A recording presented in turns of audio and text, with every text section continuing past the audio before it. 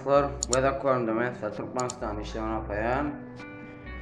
Wapayanın adı o da Wapayan. Dasar Wapayanımız Play Market'te var.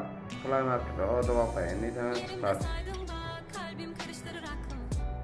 Tenimde nemlik var, elimde yaş gibi anladım ansızın göz göze geldim bir bak. Bakışları nimet nimet. Kim bilir belki de Dasar Wapayanın yolunu aklımı aldın sen, ver geri ne olur ne olur. Yardım et yarab sen, gözleri boncuk boncuk. Saçları Ukrayna'da oysa kovuşlar. allana. Tatlı mı tatlı, kalbimi ver geri boşluk var. Ya beraber karakterin Dert başı vurdu bir gülmedim. ne borç milali işledi.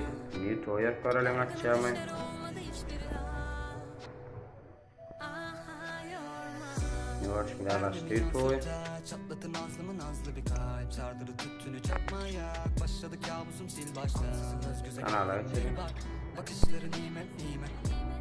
Kim bilir Dasar kanal like bas tak etmeni yaptan çıkarma. Aklıma al Instagram'a yer karalım Instagram'a açacağım. yardım et yarab sen, gözleri boncuk boncuk. Saçları bal rengi. Ne borç milali biliyorsun Instagram'a maçı tut. Tatlı mı tatlı, kalbimi ver geri boşluk var. beni özleminle değil.